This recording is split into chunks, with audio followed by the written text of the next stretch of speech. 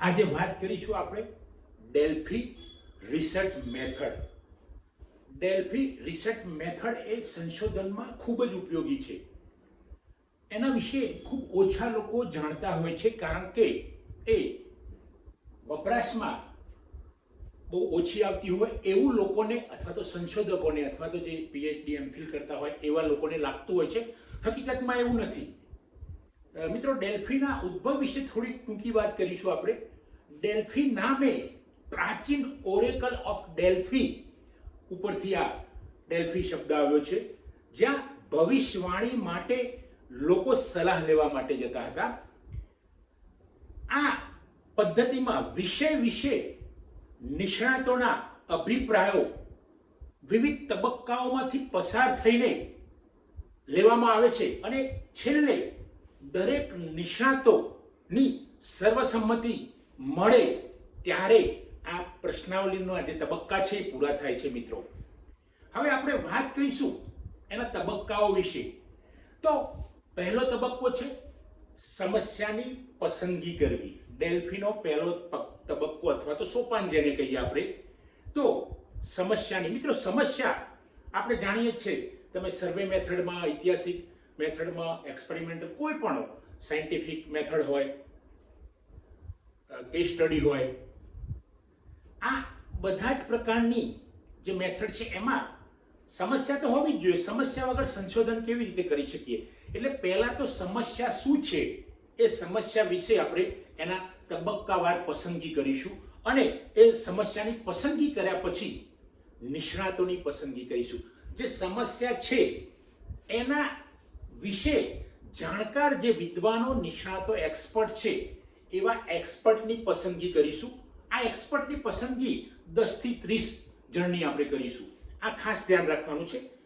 ત્યારબાદ આપણે પ્રથમ પ્રશ્નાવલી બનાવીશું. આ પ્રથમ પ્રશ્નાવલી જે છે એ ખુલ્લા પ્રકારની હોય મોટે ભાગે, એટલે ઓપન ક્વેશ્ચનર હોય એને. હવે આ પ્રશ્નાવલી મોકલ્યા પછી આપણે એ જે પ્રશ્નોના ઉત્તરો આપશે, જે પેલા નિષ્ણાતો, જે ઉત્તરદાતાઓ છે આપશે, એ આવ્યા પછી એ પ્રથમ પ્રશ્નાવલી જે આવશે એમાં જે પ્રતિભાવો, એમના મંતવ્યો મળ્યા છે, એનું વર્ગીકરણ કરીશું, એનું એનાલિસિસ કરીશું, એટલે કે આપણે જેને વિશ્લેષણ કહીએ છીએ. કર્યા બાદ બીજી અને અનુગામી પ્રશ્નાવલી મોકલીશું, જેની અંદર પહેલી પ્રશ્નાવલીનો સાર હશે, પહેલી પ્રશ્નાવલીનો જે નિષ્કર્ષ આવ્યો હશે, એબ્સ્ટ્રેક્ટ જેને કહીશું આપણે, એ આપણે જે સાર તારવ્યો હશે એ એની અંદર હશે. અને આમને આમ પ્રશ્નાવલી આપણે મોકલતા જઈશું. પ્રશ્નાવલીમાં જ્યાં સુધી પેલા નિષ્ણાતો, એક્સપર્ટ જ્યાં સુધી એક મત ઉપર ના આવે, એક અભિપ્રાય પણ ના આવે, બધાના મંતવ્યો એક સરખા ન હોય, ત્યાં સુધી આપણે પ્રશ્નાવલી મોકલતા રહીશું. હવે આગળ આપણે સર્વસંમતિ, એટલે કે આ બધી પ્રશ્નાવલીઓ ભરાયા પછી સર્વસંમત થયા બધા, અને ત્યારે બધાની એમ કહીએ આગળનો છેલ્લો જે તબક્કો કહીશું, સર્વસંમતિનો તબક્કો. મિત્રો, આ સર્વસંમતિનો તબક્કો છે એ આપણે એટલી વાર પ્રશ્નાવલીઓ નિષ્ણાતોને આપીશું કે જે પોતાના અભિપ્રાયો પર એક સરખા ઉતરે. ધારો કે 10-15 નિષ્ણાતો છે, તો 10-15 નિષ્ણાતોના લગભગ એક જ મંતવ્યો હોવા જોઈએ, એક જ અભિપ્રાયો લગભગ નજીકમાં હોવા જોઈએ. ત્યારે આ છેલ્લો તબક્કો આપણને જે કહીશું સર્વસંમતિની પ્રાપ્તિ. મિત્રો, આ ડેલ્ફી પદ્ધતિમાં આપણે જોઈશું તો શરૂઆતમાં એનો જે ઉપયોગ લશ્કરી બાબતોના સંદર્ભમાં કરવામાં આવેલો, અને નિર્ણય માટે અથવા તો વ્યૂહરચના માટે એનો ઉપયોગ કરવામાં આવતો હતો શરૂઆતમાં. પછી તો જુદા જુદા વિષયમાં એનો ઉપયોગ થયો, આગળ આપણે વાત કરીશું. એની વિશેષતા કહીશું મિત્રો, ડેલ્ફી પદ્ધતિની વિશેષતા. તો આની અંદર નિષ્ણાતોના જ્ઞાનનો લાભ મળે છે, કારણ કે એક કરતાં વધુ નિષ્ણાતો હોય છે. આ દરેક નિષ્ણાતોનું જ્ઞાન અલગ અલગ પ્રકારનું હોય, તો એ જ્ઞાનનો લાભ આ મળે છે, બધાને મળે છે જ્ઞાનનો લાભ, જે એની જોડે સંકળાયેલા છે. આ બધા પ્રતિભાવ દાતાની ઓળખ ગુપ્ત રાખવામાં આવે છે. આમાં જે પ્રતિભાવ આપે છે, જે મંતવ્ય આપે છે, અભિપ્રાય આપે છે, એની ઓળખ બિલકુલ ગુપ્ત રાખવામાં આવે છે. આ બહુ મોટી વાત છે, કારણ કે જ્યારે ઉત્તરદાતા માહિતી આપતો હોય, અથવા તો પ્રતિપાદક, અથવા તો જે આપણે કહીએ કે નિષ્ણાત અથવા તો રિસ્પોન્ડન્ટ અને એ જો માહિતી ખુલ્લી પાડીશું તો સામેવાળી વ્યક્તિ ખુલ્લી પડી જશે, એટલે એની ગુપ્તતા રાખવામાં આવે છે. આ પદ્ધતિમાં ડેલ્ફીમાં અનેક તબક્કાઓમાંથી અનેક સોપાનમાંથી પસાર થવાનું હોય છે, એટલે જે પરિણામો આવે છે વિશ્વસનીય હોય છે મિત્રો.